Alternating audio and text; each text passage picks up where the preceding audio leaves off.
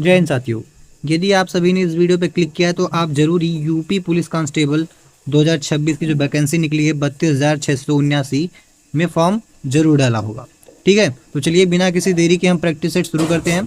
यह जो है बिल्कुल एग्जाम पैटर्न पर, एग्जाम में लगभग 37 के आसपास क्वेश्चन पूछे जाते हैं, तो बिल्कुल उसी पैटर्न पर जो है मैं आपके लिए टॉप 37 जो है क्वेश्चन लेके आया हूँ। चलिए देखते हैं और आप कमेंट करके ज़रूर बताइएगा कि आपने 37 में से कितना स्कोर किया है। तो चलिए देखते हैं। आपका पहला क्वेश्चन हो जाएगा साथियों, भारतीय संविधान की प्रस्तावना में जो समाजवादी शब्द है वह कब जोड़ा गया था? सही जवाब हो जाएगा वर्ष 1976 में। 1976 में कब? 42वें संविधान संशोधन के समय जो है जोड़ा गया था, और यह कब हुआ था? 1976 में हुआ था आपका। ठीक है, और इसके साथ में एक और शब्द जोड़ा गया था, वह आपका हो जाएगा पंथ निरपेक्ष शब्द। कौन सा साथियों? पंथ निरपेक्ष शब्द। ठीक है, चलिए नेक्स्ट देखते हैं। आपका क्वेश्चन नंबर 2 है कि संविधान सभा के अस्थाई अध्यक्ष कौन थे साथियों? तो अस्थाई अध्यक्ष की बात करें तो आपके डॉक्टर राजेंद्र प्रसाद हो जाएंगे, और आपको सच्चिदानंद सिन्हा जी की बात करें तो ये अस्थाई अध्यक्ष हो जाएंगे संविधान सभा की। और संविधान सभा की जो ड्राफ्टिंग कमेटी है, क्या है? ड्राफ्टिंग कमेटी, उसके जो हो जाएंगे, उसके B.R. अम्बेडकर जी हो जाएंगे। कौन? B.R. अम्बेडकर जी हो जाएंगे। ठीक है, ये अध्यक्ष हो जाएंगे अम्बेडकर जी, किसके? ड्राफ्टिंग कमेटी के।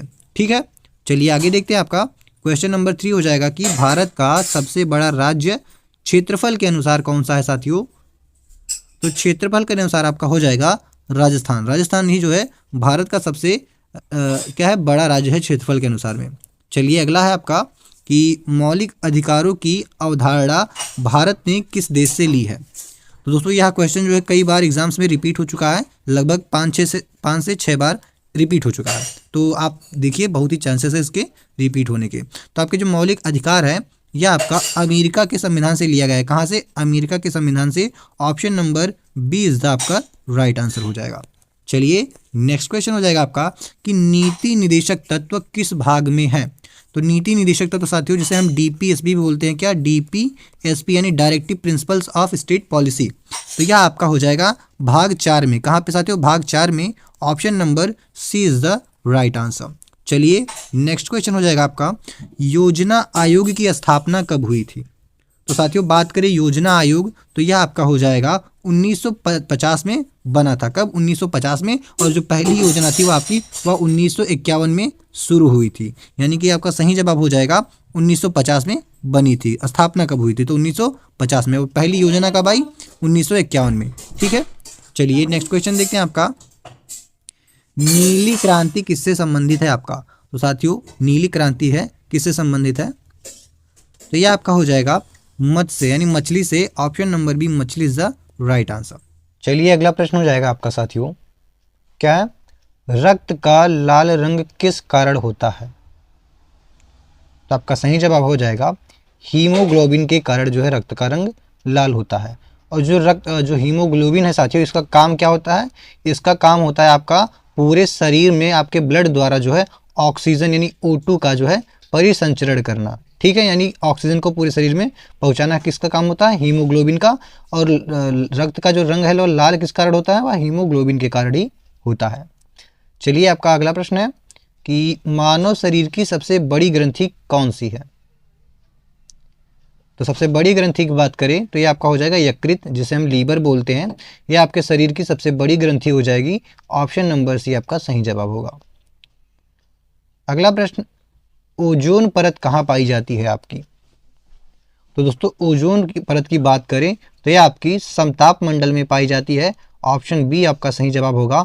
और साथियों जो ये ओजोन परत है यह आपकी UV रेज जो होती है हमारी, क्या? अल्ट्रा वायलेट जो रेज होते हैं, इन किरणें होती है, उनसे हमारी रक्षा करती है, जो कि बहुत ही हानिकारक है, रेडिएशन युक्त होती हैं ये। ठीक है, चलिए नेक्स्ट देखते हैं। आपका भारत की राष्ट्रीय आय की गणना कौन करता है? तो सही जवाब हो जाएगा आपका CSO के द्वारा, या फिर जिसे अब हम NSO बोलते हैं। क्या? NSO बोलते हैं, यही राष्ट्रीय आय की गणना करता है साथियों आपका। चलिए अगला प्रश्न हो जाएगा आपका कि ध्वनि तरंगे कहाँ नहीं चलती? तो सही जवाब होगा निर्वात में, क्योंकि निर्वात में साथियों कोई माध्यम नहीं होता है और ध्वनि को चलने के लिए एक माध्यम की आवश्यकता होती है, तभी वह चल पाती है। और ध्वनि तरंगों की जो सबसे अधिकतम चाल होती है साथियों, वह सबसे अधिकतम कहाँ पे होता है? ठोस में होता है। कहाँ पे? ठोस में, ऑप्शन नंबर सी यानी ठोस में। बट यहाँ पे कहाँ नहीं चलती हैं? आपका डी हो जाएगा, यानी डी आपका सही जवाब हो जाएगा। चलिए अगला प्रश्न है आपका साथियों, विटामिन सी की कमी से कौन सा रोग होता है? सही जवाब हो जाएगा स्कर्वी, ऑप्शन नंबर बी आपका सही जवाब हो जाएगा।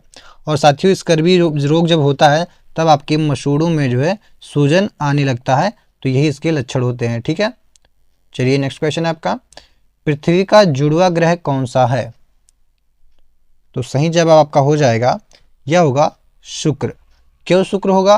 क्योंकि यह आकार और संरचना में समान होने से शुक्र को पृथ्वी का जुड़वा कहा जाता है। क्योंकि साथियों जो शुक्र है आपका, यह आकार और संरचना में पृथ्वी के ही समान है, इसलिए इसको जुड़वा ग्रह कहा जाता है पृथ्वी का। ठीक है, चलिए अगला प्रश्न हो जाएगा आपका कि संसद के संयुक्त सत्र की अध्यक्षता कौन करता है? तो संयुक्त सत्र की बात करें साथियों, तो इसकी अध्यक्षता आपके कौन करते हैं? लोकसभा अध्यक्ष। ठीक है, लोकसभा अध्यक्ष, ऑप्शन सी आपका सही जवाब हो जाएगा। चलिए अगला प्रश्न है, भारत की सबसे लंबी नदी कौन सी है? तो सबसे लंबी नदी की बात करें तो यह आपका हो जाएगा गंगा। ठीक है साथियों, Ganga, option number B is the right answer. चलिए नेक्स्ट क्वेश्चन हो जाएगा आपका, प्रकाश की चाल सबसे अधिक कहाँ होती है? तो आपका सही जवाब हो जाएगा निर्वात में, क्योंकि निर्वात में रुकावट के लिए कोई भी माध्यम नहीं होता है जिससे प्रकाश की चाल पर कोई असर पड़े। ठीक है, चलिए अगला देखते हैं आपका, संविधान की 8वीं अनुसूची किससे संबंधित है? तो 8वीं अनुसूची की बात करें साथियों तो यह आपका हो जाएगा भाषा से संबंधित। किससे? भाषा से संबंधित, ऑप्शन नंबर बी आपका करेक्ट आंसर हो जाएगा। नेक्स्ट क्वेश्चन है, ग्रीन हाउस प्रभाव की मुख्य गैस कौन सी है? तो सही जवाब हो जाएगा CO2। कौन सा? CO2 यानी कार्बन डाइऑक्साइड, जो कि ताप को रोककर जो है पृथ्वी के वातावरण को गर्म कर देता है। क्योंकि जो CO2 होता है साथियों, यह हीट को एब्जॉर्ब कर लेता है। ठीक है, सोख लेता है। चलिए अगला प्रश्न है, मानव हृदय में कितने कक्ष होते हैं? How many chambers are in a human heart?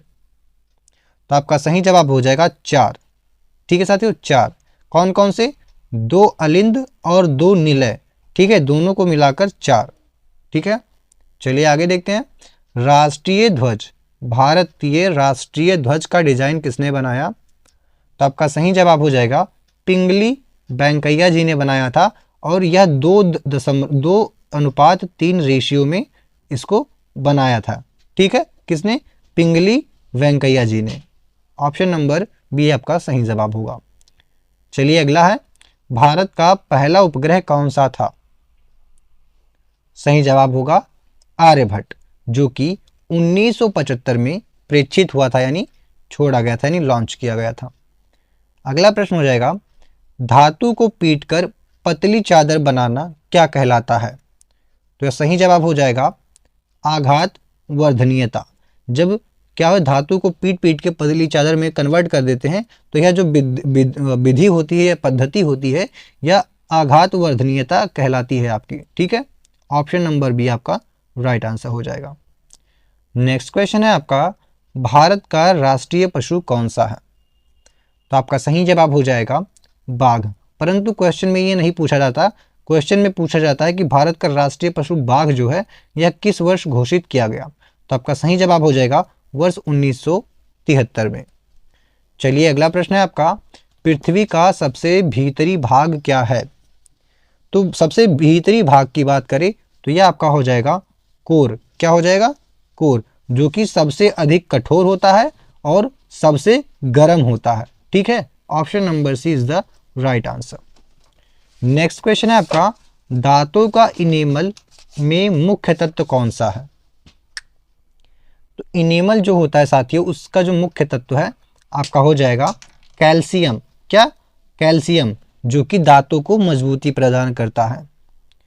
अगला है आपका, भारत में सबसे पहले सूर्य कहाँ निकलता है?